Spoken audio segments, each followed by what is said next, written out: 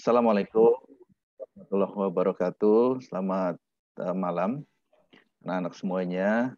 Kita coba lanjutkan lagi ya perkuliahan kita terkait kepabianan. Untuk materi malam hari ini kita akan coba belajar lebih jauh ya terkait dengan konsep umum dari cukai atau barang kena cukai. Seperti apa sih itu barang kena cukai gitu ya. Oke, saya coba share screen dulu.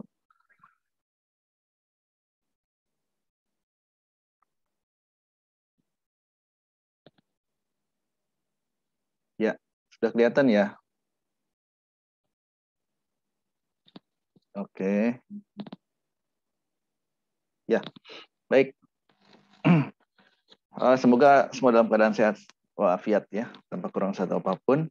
Beberapa hari lagi kita akan memasuki tahun baru ya, jaga kesehatan. Mungkin banyak yang berencana untuk liburan kemana gitu ya, tapi tetap dijaga prokesnya karena kita nggak boleh lengah. Oke, di pertemuan ke-14 ini kita coba untuk mengupas lebih dalam ya terkait dengan cukai atau barang kena cukai ya.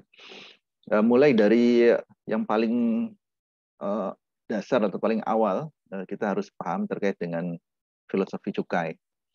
Ya, seperti biasa nih slide-nya cukup banyak, tapi nanti mungkin di slide-slide awal ya penjelasan yang sifatnya konsep yang menurut saya justru pentingnya di slide-slide awal seperti itu. Sebelum lebih jauh, suara saya terdengar jelas atau feedback atau seperti apa? Sangat jelas, Pak. Oke, jelas ya. Oke, makasih Mas Ismail.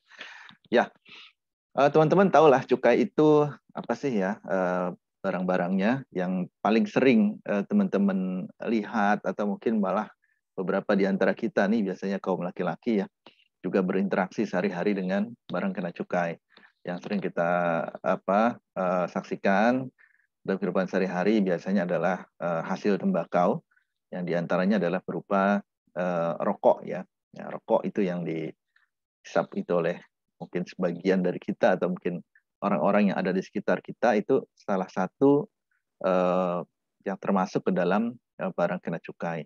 Ada lagi nanti barang-barang yang lainnya kita akan kupas ya. Oke, filosofinya dulu. Jadi kenapa sih kok pemerintah Indonesia mengenakan cukai terhadap barang-barang kena cukai ya? Ada filosofinya. Ini sebenarnya filosofi yang dasar banget ya.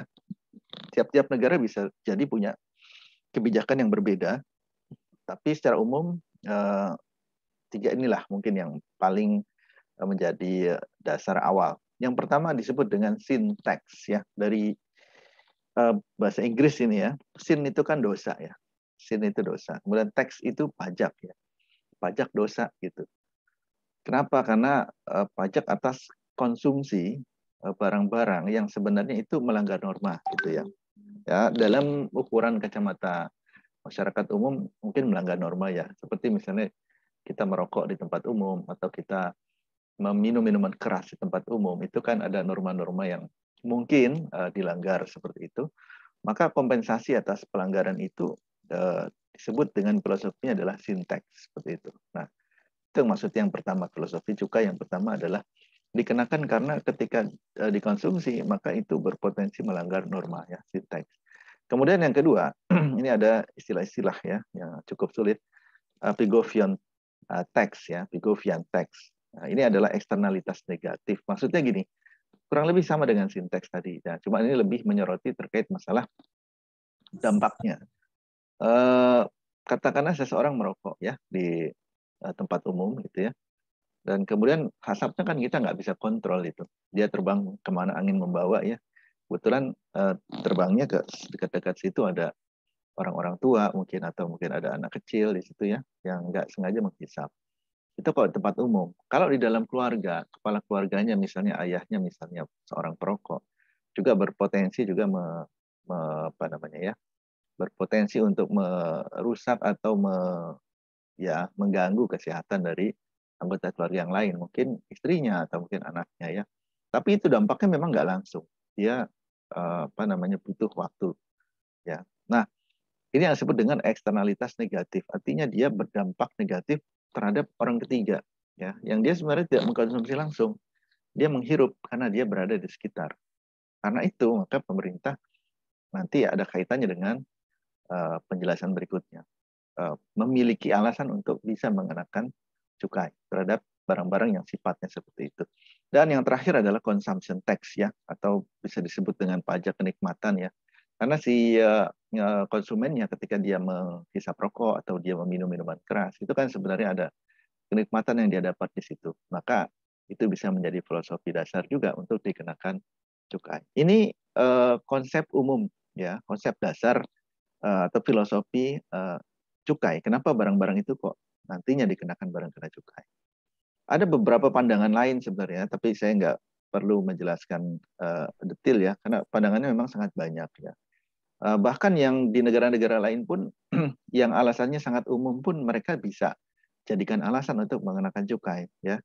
Contoh di sini, ya, discrimination in intent nih, to raise revenue, ya sekedar pemerintah ingin mendapatkan penerimaan, ya, dari konsumsinya misalnya, atau dia apa nih, to be imposed on luxury or non-essential items, misalnya dia ingin mengenakan pajak terhadap barang-barang yang dianggap cukup mewah, misalnya seperti itu. Makanya nanti di tiap-tiap negara itu barang-barang kena cukainya bisa berbeda-beda.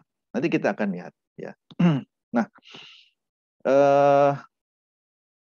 ini penjelasan masih konsep umum juga nih dari Pak Permana Agung. Ini adalah mantan Direktur Jenderal Bea dan Cukai tahun 99, ya. Ini dia juga mengeluarkan 3 konsep dasar. Ya, ini pandangan-pandangan yang berbeda yang mendasari kenapa suatu barang itu bisa dikenakan atau dimasukkan ke dalam kategori barang kena cukai. Nah, kita coba lihat benchmark dulu, ya, ke negara-negara lain, ya. Kalau di Indonesia kan kita tahu cuma 3, ya, barang kena cukai. Hasil tembakau, kemudian yang kedua minuman mengandung etil alkohol, dan yang ketiga adalah etil alkohol atau etanol, ya.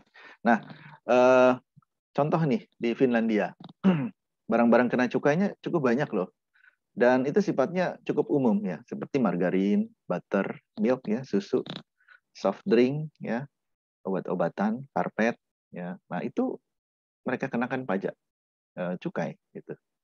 Nah, di negara lain juga di ya, di Prancis, ya, kopi yang sehari-hari mungkin dikonsumsi oleh teman-teman, ya, kemudian teh, gula, ya, vegetable oil dan seterusnya. Nah, ini bisa teman-teman lihat sendiri.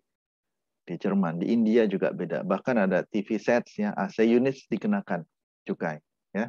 Jadi kalau kadang-kadang kita melihat masyarakat langsung memprotes, ya, negara ketika mengenakan cukai atas barang-barang yang sebenarnya jelas-jelas kalau menurut saya pribadi berdampak, ya, berpotensi untuk merugikan kesehatan masyarakat secara umum atau mengganggu ketertiban masyarakat secara umum. Sudah diprotes oleh masyarakat, ya. Kok seperti itu pemerintah mengenakan pajak. Padahal kalau dibandingkan dengan negara-negara lain itu lebih tega lagi mereka, ya. Barang-barang yang sifatnya agak umum pun mereka bisa kenakan cukai seperti itu. Nah, ini contoh negara tetangga kita, Malaysia, ya. Malaysia. Sugar soap, ya, sabun, ya, matres, ya, kemudian watches, jam, TV sets, ya, sama seperti India tadi, ya, restoran, hotel. Nah, ini, ya, beda, ya, dengan negara kita. Di Amerika sugar, fats. Tapi secara umum sebenarnya contoh inilah di Amerika. Sugar dia kenakan cukai, fats juga, ya, lemak mereka kenakan cukai. Ya. Kenapa? Karena mungkin masih masuk dalam koridor filosofi tadi. Kalau dikonsumsi dalam waktu panjang, ya, dalam jangka panjang, juga akan berpotensi merusak kesehatan konsumennya, ya. Tubuh kita mungkin bisa menjadi kelebihan gula, gitu, atau kelebihan lemak dan seterusnya. Nah, itu sah-sah saja, ya. Satu negara mengatur masyarakatnya sebenarnya. Nah, kalau menurut konsep undang-undang cukai, ya, tahun 39 tahun 2007, nah ini yang perlu kita pahami juga. Sifat atau karakteristik dari cukai. Ya. Di sini dikatakan pungutan negara terhadap barang tertentu yang mempunyai sifat atau karakteristik yang ditetapkan undang-undang. Ya. Jadi ini adalah sebuah pungutan negara yang dikenakan terhadap barang-barang tertentu saja. Ya, tidak semua barang, tidak berlaku umum untuk semua barang, tapi barang-barang tertentu yang ditetapkan oleh negara. Yang barang-barang itu mempunyai sifat karakteristik tertentu saja. Gitu. Apa itu sifat karakteristiknya? Nah, yang pertama, konsumsinya perlu dikendalikan. Gitu. Karena kalau tidak dikendalikan, bayangkan misalnya minuman beralkohol ya, konsumsinya tidak dikendalikan, maka akan sangat banyak kita saksikan masyarakat mabuk-mabukan misalnya ya. Kalau itu legal. Nah, seperti itu. Kemudian pengawasan, perlu diawasi ini barang-barang ini karena berpotensi mengganggu ketertiban masyarakat, mengganggu kesehatan masyarakat seperti itu. Peredarannya perlu dibatasi. Sepakat nggak? Iya, karena kalau nggak dibatasi maka peredarannya akan sangat masif. Kita akan sangat mudah menemui misalnya di Alfamart, Indomart ya, minuman-minuman beralkohol. Kalau hasil tembakau ya seperti rokok sih memang sudah dijual itu ya. Nah, lalu bagaimana pemerintah mencoba untuk membatasi konsumsinya? Ya dengan instrumen tarif cukai tadi gitu. Dengan adanya tarif cukai, maka yang seharusnya harganya itu bisa lebih dijangkau oleh para konsumennya, pembelinya, ya penikmatnya, maka dia harganya akan menjadi jauh lebih tinggi, gitu. Karena dikenakan cukai cukup lumayan besar. Gitu. Nah, kalau misalnya sudah dikenakan cukai cukup tinggi, masih dibeli juga, yaitu risiko ditanggung penumpang. Gitu. Tapi pemerintah sudah mencoba untuk mengendalikan konsumsinya, salah satunya adalah dengan mengenakan instrumen cukai tadi. Ya. Nah ini ada alasan yang terakhir, ya sesuai konsep Undang-Undang Cukai ya, pembebanan demi keadilan dan keseimbangan. Ya, artinya memang dibebankan cukai itu ya supaya ada keadilan dan keseimbangan. Maksudnya apa sih? Ya, di sini dikatakan ya, kewajiban cukai itu hanya dibebankan kepada orang-orang yang memang seharusnya diwajibkan untuk itu. Ya, jadi nggak ke semua orang. Ya, nanti ada bedanya dengan pajak tambah nilai misalnya ya, yang sifatnya lebih umum, PPN atau pajak penjualan itu kan dikenakan siapapun yang mengkonsumsi makanan itu kena PPN misalnya. Kalau ini enggak, karena dia hanya untuk orang-orang yang mengkonsumsi itu. Kalau si si Budi misalnya dia tidak mengkonsumsi itu ya dia tidak dikenakan kewajiban cukai kan gitu. Nah, kewajiban cukai hanya dibebankan kepada orang-orang yang memang seharusnya diwajibkan untuk itu dan semua pihak yang terkait diperlakukan dengan cara yang sama dalam hal dan kondisi yang sama. Ya, ini. Ya, nanti ada lagi ini kita bicara masalah prinsip Undang-Undang Cukai ya. Ada namanya pemberian insentif ya. Ya, meskipun itu ada pengaturan pengetatan oleh pemerintah dengan pengenaan cukai dan lain sebagainya, tapi tetap juga ada di dalamnya adalah insentif ya. Karena kita bicara dengan komunitas bisnis juga ya, pengusaha barang kena cukai, pabrik-pabrik rokok itu yang besar-besar, ada Jarum, ada banyak lah yang lainnya ya, itu juga kita harus pikirkan aspek bisnisnya sehingga ada pemberian insentif dan lain sebagainya, ada pembebasan cukai ya, tapi dengan syarat dan ketentuan ya. Kemudian prinsip undang-undang cukai berikutnya adalah pembatasan ya. Ini untuk perlindungan masyarakat di bidang kesehatan, ketertiban, dan keamanan. Ya, ya seperti itu. Nah ini kira-kira prinsip Undang-Undang Cukai yang teman-teman juga harus pahami ya. Kenapa itu menjadi alasan pemerintah untuk mengenakan cukai terhadap barang-barang tersebut ya. Itu tadi, karena harus dibatasi peredarannya, konsumsinya kalau berlebihan akan potensi merugikan kesehatan masyarakat, juga bisa berdampak pada ketertiban masyarakat secara umum dan seterusnya. Ya, di luar itu juga memang pemerintah juga masih membutuhkan penerimaan ya penerimaan. Jadi kepentingan penerimaan negara dapat mengantisipasi kebutuhan peningkatan pembiayaan pembangunan nasional. Ya, bisa untuk pembangunan nasional karena penerimaan dari cukai itu setiap tahunnya setahu saya itu justru lebih besar dari penerimaan biaya masuk ya kalau di Ditjen Bea Cukai. Nah, bisa juga anggaran yang kita dapat dari cukai itu mungkin digunakan pemerintah untuk membiayai pengobatan akibat dampak dari konsumsi yang merugikan masyarakat tadi. Jadi muter saja itu sebenarnya. Ya. Oke, itu kira-kira konsep umum dari cukai. Ya. Kemudian kalau kita kaitkan dengan cukai sebagai sebuah instrumen pajak ya. Saya kira teman-teman juga sudah paham lah, karena kan ada juga pelajaran khusus terkait dengan perpajakan ya. Ada pajak langsung, pajak tidak langsung. Saya kira teman-teman juga sudah paham terkait masalah ini. Saya tidak perlu jelaskan lebih lanjut ya. Ya, secara umum inilah perbedaannya. Perbandingan antara pajak langsung dengan pajak tidak langsung ya. Cukai ini termasuk pajak tidak langsung ya. Kenapa? Karena beban pajaknya itu tidak dibayar langsung oleh si wajib pajaknya, gitu. Tapi dia dibayar oleh pengusaha atau pabrikannya, atau kita biasa sebut sebagai reksan cukai.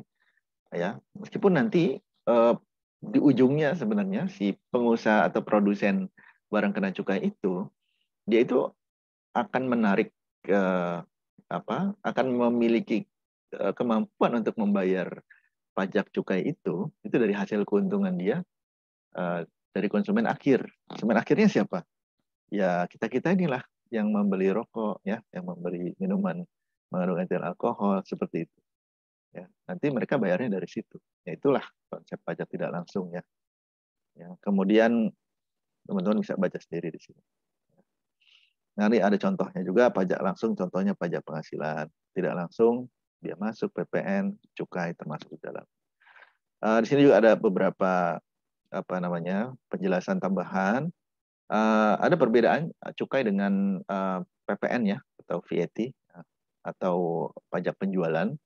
PPN kan pajak pertambahan nilai, sementara PPN yang pakai huruf N kecil itu pajak penjualan ya. Beda utamanya adalah kalau PPN pajak tambahan nilai dan pajak penjualan itu dikenakan secara umum ya. Artinya tidak ada pengecualian gitu. Siapapun yang makan di restoran maka dia bisa kena PPN 10% kan gitu ya. Makanannya apapun gitu. Konsumsinya sama.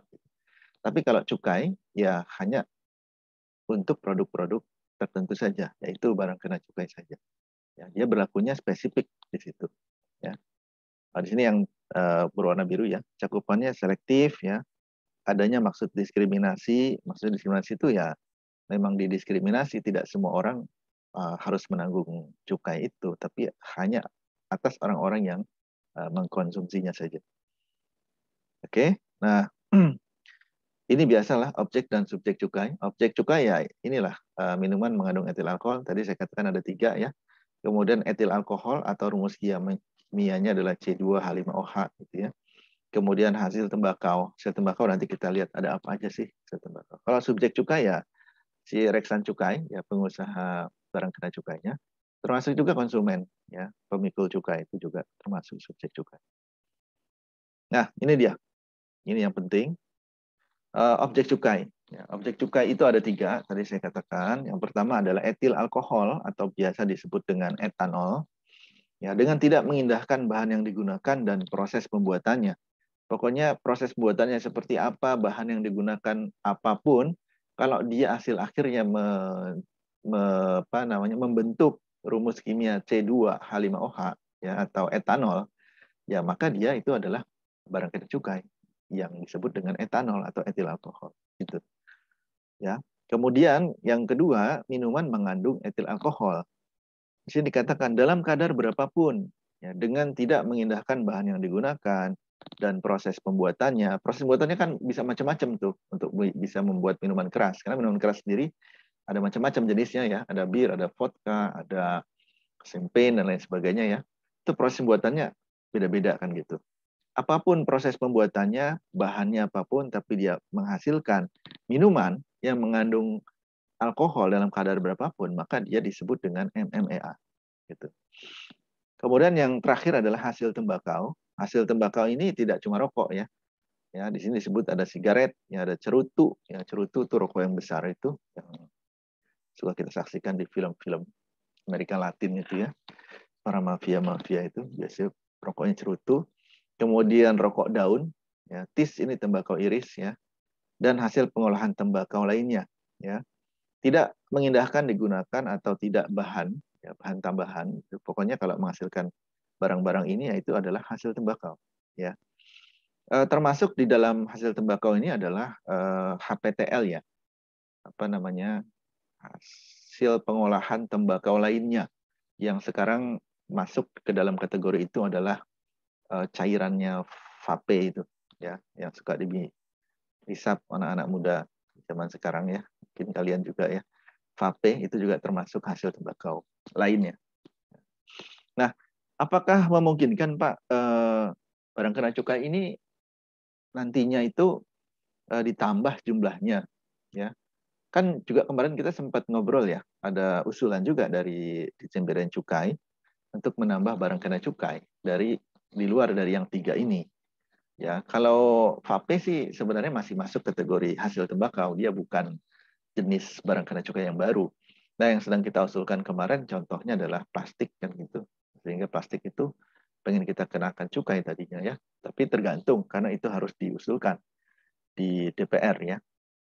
Nanti di situ apakah mendapat persetujuan atau enggak gitu ya. Nah, kita tunggu hasilnya. Nah, sepanjang memenuhi sifat atau karakteristik yang tadi itu yang di awal-awal saya jelaskan ya. Kenapa kok plastik Pak yang dipilih sebagai kandidat barang kena cukai? Ya, karena plastik itu juga berpotensi untuk merusak lingkungan ya. Kalau tidak dibatasi peredarannya, ya konsumsinya juga tidak dibatasi gitu ya. Itu akan sangat banyak sekali plastik-plastik yang ada di sekitar kita. Dan alasan kita selalu kalau campaign terkait mensukseskan upaya menambah BKC berupa plastik ini, kita biasanya kasih poster gambar keadaan di laut ya, di mana biota laut itu ikan paus dan sebagainya itu sering memakan produk-produk plastik yang berakibat mereka sakit dan sebagainya. Itu buat menambah ini aja sih, ilustrasi image saja. Ya, itu dan mungkin teman-teman juga tahu ya, kalau nggak salah beberapa pekan yang lalu, kalau para ahli hisap sih mungkin paham nih, ada kenaikan harga rokok ya, rata-rata kurang lebih 12% itu kenaikannya. Ya. Nah ini yang ketiga ya, yang ketiga. Yang ketiga tadi ya hasil tembakau ya. Hasil tembakau itu tidak hanya rokok. Ya, ada tembakau iris, daun tembakau yang lebar itu diiris-iris ya, kemudian dimasukkan ke dalam tempat itu yang biasanya bulat itu ya, itu juga banyak diekspor ya. Digunakan untuk apa Pak? Dia banyak kegunaannya. Kalau yang suka dengan daun tembakau, dia bisa konsumsi langsung tuh. Seperti orang tua kita zaman dulu ya, ada kan mereka itu suka namanya nyirih gitu ya. Itu ada salah satu campurannya itu selain daun sirih ya tembakau iris. Kemudian ada pinang dan sebagainya. Nah di negara lain juga banyak mengkonsumsi produk-produk tersebut. Oke, nah ini penjelasan terkait dengan etil alkohol ya. Etil alkohol adalah barang cair, jernih dan tidak berwarna yang merupakan senyawa organik dengan rumus kimia C2H5OH ya, yang diperoleh baik secara peragian dan atau penyulingan maupun secara sintesa kimiawi. Bila diproses dengan cara peragian, maka akan diperoleh alkohol dengan kadar sampai 15%. Itu kalau pakai peragian. Tapi dengan proses penyulingan, destilasi, dapat dihasilkan kadar alkohol yang lebih tinggi, bahkan dapat mencapai 100%. Ya, jadi beda cara pengolahannya akan menghasilkan kadar alkohol yang berbeda. Secara umum di pasaran, etil alkohol yang banyak diproduksi dan diperjualbelikan sebagai bahan baku untuk minuman keras ya, atau minuman mengandung etil alkohol, ataupun bahan baku industri lainnya adalah etil alkohol yang berasal dari pengolahan molase atau tetes tebu. Ini yang di negara kita kebanyakan memang yang berasal dari tetes tebu ya, yang diproses dengan cara penyulingan, destilasi sehingga kadarnya sampai 95-96%. Nah ini etil alkohol. Ya, kemudian lanjut dulu untuk minuman mengandung etil alkohol atau MMEA adalah semua barang cair yang lazim disebut minuman. Ya, intinya dia bisa dikonsumsi, diminum, yang mengandung etil alkohol gitu. Jadi kan tadi dikatakan etil alkohol itu biasanya digunakan untuk apa sih? Ya untuk bahan dasar pembuatan minuman mengandung etil alkohol gitu ya. Nah, ini penjelasannya masuk di sini. Jadi MMA itu adalah minuman yang mengandung etil alkohol gitu, yang dihasilkan dengan cara peragian, penyulingan, atau cara lainnya. Adapun jenis-jenis MMA yang beredar di pasaran bervariasi. Nah, kadar alkoholnya beda-beda. Nah, Nanti kita lihat ada tabelnya itu kalau nggak salah. Ya kalau yang lokal biasanya arak ya, bir kan biasa tuh.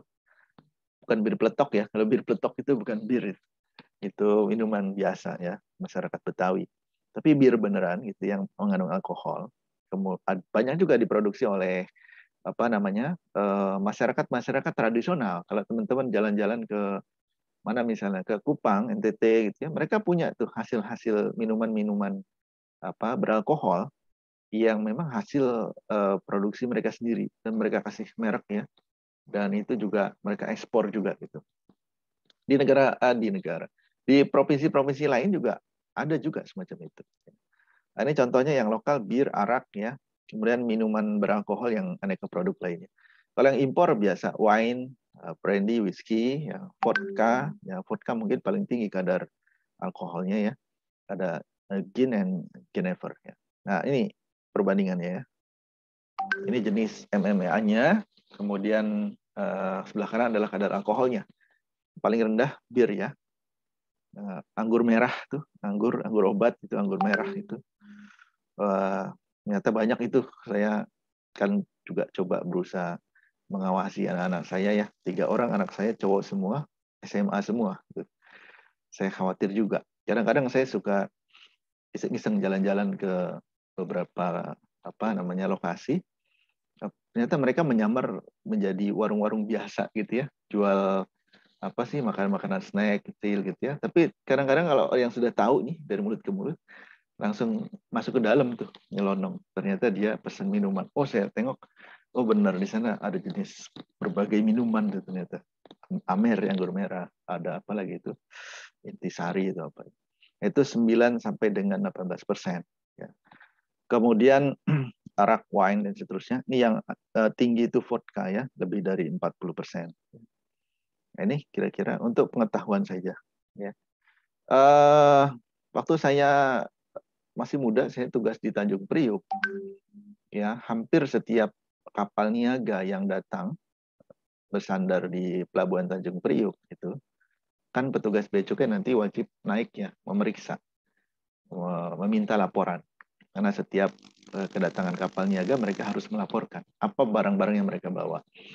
Nah, kita juga cek tuh di lemari-lemarinya, di kulkas-kulkas besarnya mereka. Itu banyak sekali mereka membawa minuman beralkohol, impor ya, dan apa namanya, dan rokok-rokok. Tapi itu mereka konsumsi selama mereka melakukan berlayar ya. Kan mereka berlayar bisa berbulan-bulan itu. Terus dari Indonesia, terus kemana lagi. Selama berada di atas lautan, mereka konsumsi itu. Mungkin karena dingin dan lain sebagainya. Ya, nah itu. Oke, itu tadi perbandingan kadar alkoholnya ya. Untuk hasil tembakau, ya ini meliputi sigaret, cerutu, rokok daun, tembakau iris, dan hasil pengolahan tembakau lainnya, ya HPTL.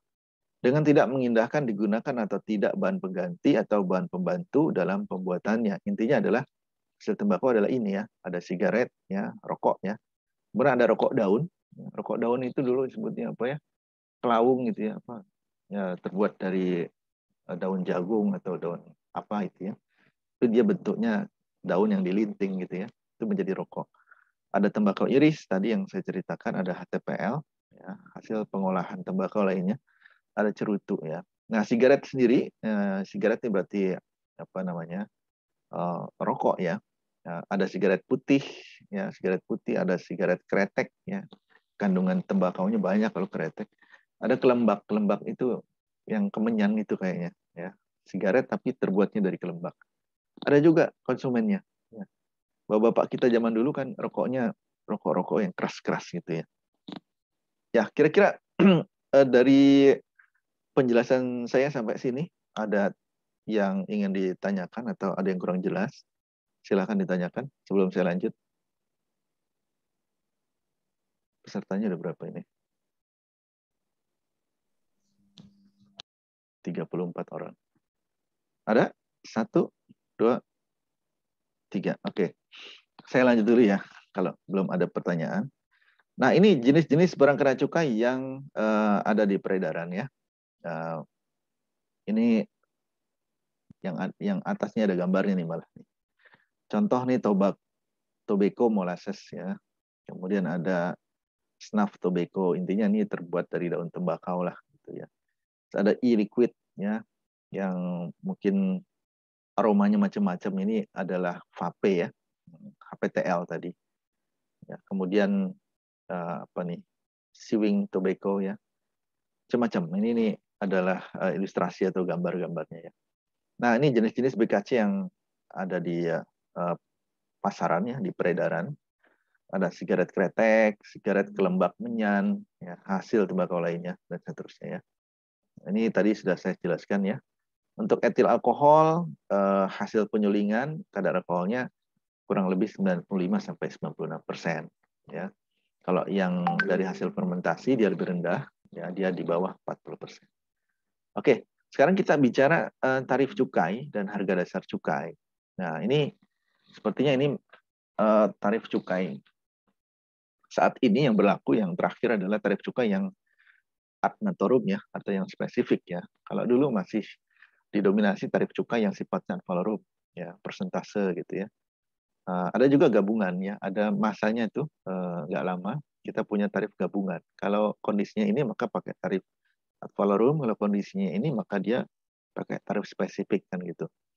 Nah, secara umum tiga inilah yang berlaku. Sebenarnya sama sih dengan konsep di kepabianan ya, di biaya masuk ya. Tarif yang berlaku kan juga ada dua, ada tarif ad valorum persentase dan tarif spesifik atau ad naturum ya.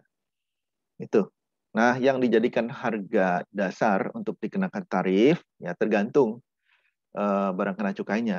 Kalau barang kena cukainya itu adalah produksi dalam negeri, ya maka yang dikenakan harga jual pabriknya atau harga jual ecerannya, tergantung komoditinya. Kalau yang impor ya berarti dia nilai pabeannya. Nilai pabean masih ingat ya? Nilai pabeannya berarti harganya tambah insurance tambah freight itu nilai pabean. Nah, ditambah biaya masuk. Nah, itu tarif apa namanya? Dasar untuk pengenaan BKC impor. Nah, kemudian HJE-nya, harga jual eceran untuk yang impor. Oke, ini mungkin persentasenya ya. Tarif cukai hasil tembakau dalam negeri sama yang impor ini dibedakan, tarifnya beda ya. Kemudian pengenaannya atas dasar apa juga dibedakan ya. Kalau dia dalam negeri tapi dia pakai tarif dasarnya adalah harga jual pabrik ya, maka dia dikenakan 275% karena dari harga dasar pabrik tuh masih rendah. Tapi kalau dia dari harga jual eceran ya, maka dia dikenakan 57%. Seperti itu cara membacanya ya. Nah, ini tarif cukai selain hasil tembakau, maka dikenakan tarif yang maksimal ya. Seperti ini. Oke. Nah, tarif cukai spesifik dan ad valorum ya dikenakan atas dasar jumlah dalam rupiah untuk setiap satuan liter. Ini kalau dia BKC-nya berupa etil alkohol dan minuman mengandung etil alkohol, karena kan dia bentuknya cairan ya, sehingga dia dikenakan tarifnya spesifik rupiahnya, berapa rupiah ya, dalam satuannya liter. Nah, kalau yang untuk hasil tembakau, ya dia apa namanya dikenakan atas dasar apa? Jumlah dalam rupiah juga untuk setiap satuan batang rokok. Ya, misalnya kita bicara rokok tadi, sigaret ya. Per batangnya harganya misalnya Rp2.000, maka bisa dikenakan tarifnya itu sekitar Rp800 per batang misalnya. Ya, itu kan lumayan signifikan ya. Bayangkan kalau nggak dikenakan tarif cukai seperti itu, ini hanya 2.000 aja per batang, harganya nanti akan sangat murah sekali. Perbungkus kan mungkin isinya sekitar 20 batang gitu ya. Ya, sangat terjangkau sehingga anak-anak muda sekalipun, anak-anak SMA itu yang baru mulai belajar merokok itu dengan mudah mereka bisa beli rokok itu. Nah, makanya dinaikkan terus ya. Pemerintah menaikkan terus. Contoh yang kenaikan terakhir yang kita baru rilis beberapa minggu yang lalu, salah satu alasan kita kemudian menaikkan itu adalah kita pengen supaya anak-anak muda yang kemampuan daya belinya ini sebenarnya masih nanggung ya, benar-benar tenggelam gitu. Artinya dia ya kalau mau beli itu benar-benar harus usaha banget. Nah, kalau bisa mereka nggak bisa beli jadinya. Itu salah satu alasan. Ya, kalau yang sudah orang tua punya penghasilan dan sebagainya sih, Memang sulit kita membatasinya, artinya itu memang tergantung kesadaran dan lain sebagainya. Tapi kita ingin menjaga yang anak-anak muda yang baru belajar merokok ini, kalau bisa udah deh nggak bisa beli gitu. Makanya dinaikin, caranya seperti itu. Oke, ya ini kira-kira ya penjelasan saya untuk pertemuan kali ini. Kalau ini bicara konsep dasar cukai, nanti teman-teman bisa baca ya. Ini contoh ya, untuk barang kena cukai yang dibuat di Indonesia, ya kapan sih saat terutang cukainya itu? Ya saat selesai dibuat gitu. Ya ini cara membacanya seperti itu ya. Jadi merah, ininya juga merah gitu. Ya. Untuk barang kena cukai yang dibuat di Indonesia, saat terutang cukainya itu kapan gitu. Misalnya ada perusahaan pabrik rokok ya, memproduksi rokok gitu. Nah, kapan rokok itu dianggap mulai terhutang cukai? Ya itu pada saat rokoknya selesai dibuat gitu. Ya, prinsipnya seperti itu. Prinsipnya ya. Nanti pengawasannya seperti apa kok bisa tahu bea cukai itu rokoknya selesai dibuat? Ya, sebenarnya enggak dengan apa namanya penglihatan telanjang kasat mata diawasi 1 kali 24 jam, enggak begitu juga. Tapi lewat pembukuannya ya, kemudian lewat pengawasan saat keluar, saat masuknya bahan bakunya, keluarnya berapa, itu kan ada petugas bea cukai yang ditugaskan juga untuk menjaga di sana. Intinya sih dengan melalui edukasi, kemudian apa namanya ya edukasi secara terus-menerus ya, sehingga tumbuh kesadaran dari para pengusaha pabrik rokok ini ya untuk dia tidak cheating gitu, tidak tidak apa namanya menyembunyikan jumlah produksinya seperti itu. Karena kan mereka sudah dapat keuntungan yang lumayan. Kalau pabrik-pabrik rokok besar sih apa namanya tidak akan uh, mungkin cheating ya, kemungkinannya kecil karena mereka juga sangat menjaga reputasinya. Tapi banyak juga pabrikan-pabrikan rokok kecil yang baru mulai tumbuh itu, yang mereka itu apa namanya, yang mereka itu apa namanya, sebentar, yang mereka juga baru belajar memproduksi gitu ya, sehingga ini mungkin tidak serta-merta kita hentikan proses produksinya dengan pengenaan cukai yang begitu ketat gitu. Enggak ya, justru kita bina mereka supaya juga tumbuh ya. Tapi untuk peredarannya, konsumsi dan lain sebagainya itu berlakunya sama tetap ya. Sepanjang mereka memenuhi kewajibannya membayar cukai dan lain sebagainya, maka mereka boleh berbisnis di bidang itu. Yang menjadi permasalahan di Ditjen Bea dan Cukai adalah banyak diproduksinya barang-barang kena cukai ya yang lokal ya, yang itu kemudian tidak membayar cukai ya, dan ini juga akhirnya kan menimbulkan kecemburuan ya terhadap pabrikan-pabrikan yang patuh ya dia membayar cukai dan sebagainya. Nah yang seperti ini yang kita bina ya, karena mereka biasanya baru muncul kemudian merasa ini kan saya sendiri yang produksi Pak, kenapa saya harus bayar cukai, kan seperti itu ya. Nah itulah perlunya petugas bea cukai di setiap daerah untuk memberikan edukasi, pembinaan dan lain sebagainya supaya mereka paham. Ya. Yang dipahamkan apa? Konsep dasar tadi itu tadi. Kenapa kok harus dikenakan cukai oleh pemerintah? Ya itu karena kalau nggak dikenakan cukai maka akan berdampak kepada itu tadi yang kita sudah jelaskan di awal. Ya. Ini cara bacanya seperti itu ya. Untuk tanggung jawab cukainya siapa? Pengusaha pabriknya atau reksannya atau tempat penyimpanannya. Ini singkatannya lupa saya. Kemudian saat pelunasan cukainya itu kapan? Ya saat pengeluaran dari pabrik ya atau tempat penyimpanan. Gitu. Jadi saat terutangnya saat selesai dibuat, nah, saat pelunasannya harus lunasnya itu kapan? Ya saat itu keluar dari pabrik gitu untuk dipasarkan itu harus sudah lunas. Cara pelunasannya apa ya, dengan pelekatan pita cukai dan lain sebagainya. Ya. Nah itu untuk yang dibuat di Indonesia, untuk yang diimpor, nah, teman-teman bisa baca. Ya, cara membacanya seperti itu tadi. Oke, ini saya kira sama ya dengan penjelasan-penjelasan saya sebelumnya. Saya pengen bawa teman-teman ke slide yang satu sebenarnya. Nah, sebentar. Saya punya satu slide lagi. Stop dulu ya. Ya, atau sebelum saya ke slide yang satu, ada pertanyaan? Ya, karena ini pesertanya saya lihat kebanyakan kaum wanita ya.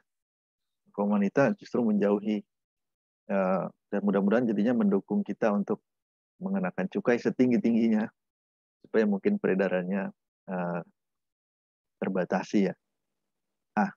Saya pengen buka slide yang satunya nih.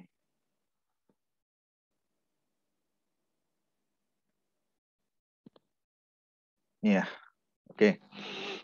Ini ya, dari atas deh. Ini kita menyoroti kebijakan cukai ya. Kenapa kok Menteri Keuangan nih menaikkan lagi tarif cukai tahun ini rata-rata 12% gitu ya. Siapa yang marah? Ya para pengusaha rokok. Nah, para pengusaha barang kena cukai ya. Produsen rokok, produsen MMA, produsen etil alkohol, mereka yang berkeberatan pasti. Karena kan ya mungkin mereka harus setting lagi bagaimana caranya untuk menutup kenaikan itu dari keuntungan atau mungkin biaya-biaya yang mereka harus tanggung kan gitu. Nah, alasan umumnya ini ya, ini saya berikan sedikit ya. Rokok dan stunting ya. Jadi apa namanya, Bu Menteri Keuangan ini yang maju mungkin ke DPR ya. Kemudian menjelaskan kenapa kok Menteri Keuangan mau naikkan lagi tarif cukai. Kan diprotes oleh para pabrikan barang kena cukai. Nah, ini alasan-alasannya. Ya, salah satu contoh yang diangkat adalah stunting ya. Stunting teman-teman tahu ya, ini adalah kekurangan gizi ya, kekurangan gizi di masyarakat kita. Kalau kita mungkin karena hidup di kota kita jarang menemui kasus-kasus seperti ini, meskipun tidak menutup kemungkinan ada juga tetangga kita mungkin yang kekurangan gizi karena mungkin masalah ekonomi dan sebagainya. Tapi di daerah-daerah itu cukup banyak ya kasus stunting, anak-anak yang kekurangan gizi. Dan mirisnya itu ini dikatakan keluarga perokok memiliki anak stunting 5,5% lebih tinggi gitu. Jadi bapaknya ngerokok. Dia tahu anaknya itu makannya dari pagi sampai malam mungkin cuma sekedar nasi gitu ya, yang vitaminnya kurang gitu ya. Tapi dia lebih mementingkan untuk membeli rokok ya dibandingkan untuk meningkatkan gizi anaknya. Nah ini salah satu faktor ya yang kita jadikan alasan kenapa kita perlu untuk menaikkan itu ya. Nah, kemudian kaitkan lagi dengan COVID-19 ya. Perokok lebih beresiko 14 kali terinfeksi COVID-19 dibandingkan dengan bukan perokok. Ya, ini ada kajian-kajiannya pasti gitu ya. Oke. Ya. Kemudian ada juga di sini alasan kita sebutkan mayoritas perokok tidak mengurangi konsumsi rokoknya di masa pandemi. Ya, ada kajiannya, ada penelitiannya. Meskipun pandemi, ya karena itu merupakan suatu kebiasaan ya. Mereka cenderung tetap membeli seperti biasa gitu. Kalau sehari habis 2 bungkus ya dia masa pandemi juga tetap habis 2 bungkus gitu ya. Nah ini kemudian kita jadikan alasan juga. Ya. Nah kalau apa namanya yang tadi saya sampaikan yang perokok anak ya ini ada juga di sini disebutkan. Perokok anak itu meningkat ya dari 2013 itu ada 7,2%. 2018 itu makin meningkat jadi 9,1% gitu. Masih anak-anak tapi mereka sudah mulai belajar merokok. Mungkin usia-usia SMP, nah, SMA sih sudah mulai banyak ya, SMP lah gitu. Sudah mulai merokok gitu. Tapi kan untuk bisa merokok mereka harus beli dong. Nggak mungkin minta dari bapaknya, nggak bakal dikasih kan gitu. Nah belinya gimana tuh? Kalau nggak punya uang yang cukup ya dia nggak akan bisa beli gitu. Nah karena kecenderungannya meningkat ya, naik ya perokok usia anak-anak, maka kita naikkan lagi tuh tarifnya lebih tinggi lagi supaya mereka yang tadinya mungkin patungan-patungan cukup nih buat beli sebungkus ya rame-rame. Sekarang patungan-patungan oh tetap nggak dapat ternyata sebungkus. Ah, udahlah nggak usah patungan. Nah, mungkin harapan kita begitu kira-kira ya. Itu yang menjadi alasan kita ya. Nah coba nih teman-teman juga lihatnya ada fakta-fakta yang menarik ya. Nih ya kita nih urutan kelima tertinggi di dunia ya untuk perokoknya. Nah, harga rokok di Indonesia itu tergolong murah ya, bahkan bisa dibilang sangat murah. Jauh di bawah rata-rata dunia ya. Paling mahal di Australia itu $21. Nah, $21 per bungkus ya. Berapa tuh kalau dirupiahkan? Dikali 10.000 aja udah 210.000 ya. Ditambah 5.000 ya sekitar 300.000 gitu ya. satu bungkus rokok di Australia. Ya, rata-rata dunia itu, ini rata-rata dunia itu $4. $4 kali 15.000 berapa? 60.000 ya. Indonesia itu cuma $2,1. Ya, kan sekitar 28.000, 30.000 kan harga rokok kan seperti itu. Nah, ini WHO 2021 ya. Makanya di sini dikatakan kenaikan harga rokok di kita itu di Indonesia itu terlalu lambat ya. Terlalu lambat aja sering sulit untuk disetujui ya gitu karena mungkin banyak kepentingan dan lain sebagainya. Ya. Ini kira-kira ya untuk memberikan gambaran teman-teman ya dinamikanya kenapa kok Ditjen Bea dan Cukai concern terhadap pengenaan cukai ya. Jadi mudah-mudahan teman-teman jadi paham mulai dari filosofi dasarnya ya, kemudian filosofi dasarnya itu dikaitkan dengan peredarannya harus dibatasi, konsumsinya harus dibatasi gitu ya, benar-benar harus diawasi gitu. Maka salah satu instrumen yang bisa kita gunakan supaya konsumsinya tidak berlebihan, peredarannya tidak berlebihan dan lain sebagainya karena mengganggu kesehatan masyarakat, mengganggu ketertiban umum adalah dengan dikenakan tarif cukai. Gitu. Ya, dengan dikenakan tarif cukai, harganya menjadi tinggi, ya, sehingga orang kalau mau mengkonsumsi itu akan mikir-mikir dulu. Mudah-mudahan sih begitu maksudnya, ya. Tapi kalau uangnya banyak sih, ya langsung beli aja ya. Ya, kita cuma minta kesadarannya, karena itu juga akan merusak kesehatannya, ya. Miris ya, kalau teman-teman suka lihat iklan-iklan rokok di billboard yang besar-besar itu, mereka mengiklankan rokok tuh dengan berbagai konten iklan yang menarik ya, yang bahasanya agak aneh-aneh gitu, agak gaul-gaul. Tapi nanti di bawahnya itu tetap ada itu peringatan bahwa merokok itu merusak kesehatan. Terus ada gambarnya serem banget gitu ya. Ya antara dia mencari profit keuntungan sama kewajiban dia untuk mengingatkan masyarakat. Itu uniknya barang kena cukai ya, di antaranya rokok. Oke, dari saya mungkin itu. Mudah-mudahan bisa memberikan pemahaman ke teman-teman karena ini kan kita bicaranya konsep umum dari cukai, sehingga harus dipahami teman-teman adalah filosofinya kenapa pemerintah mengenakan tarif cukai, terus barang kena cukai itu ada apa aja gitu ya, terus tarifnya yang berlaku itu seperti apa dan seterusnya, dan isu-isu dinamika di seputar cukai yang juga teman-teman juga mungkin perlu tahu ya.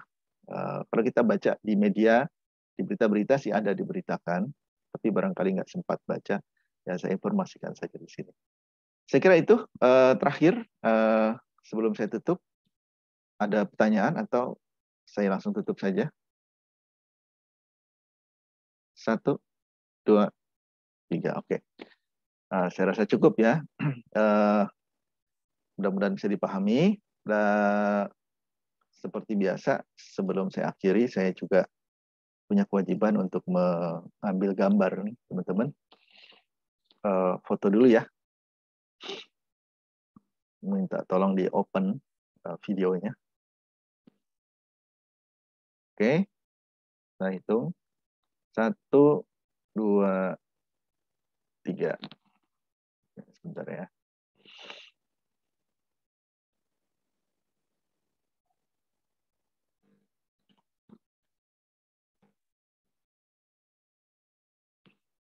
Satu lagi ya, untuk layar yang kedua, di open videonya. Oke, saya hitung. 1, 2, 3. Bentar.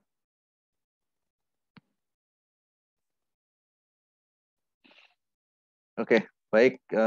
Terima kasih teman-teman atas kehadirannya di malam hari ini. Ya, tetap semangat belajar. Saya kira juga sebagian besar juga udah masuk penulisan skripsinya. Mudah-mudahan dimudahkan, dilancarkan, bisa selesai sesuai dengan target waktunya. Ya, saya akhiri. Terima kasih. Assalamualaikum warahmatullahi wabarakatuh. Selamat malam. Waalaikumsalam warahmatullahi wabarakatuh. Terima Waalaikumsalam kasih, Pak. warahmatullahi Yo, wabarakatuh. sama-sama. Terima kasih, Pak.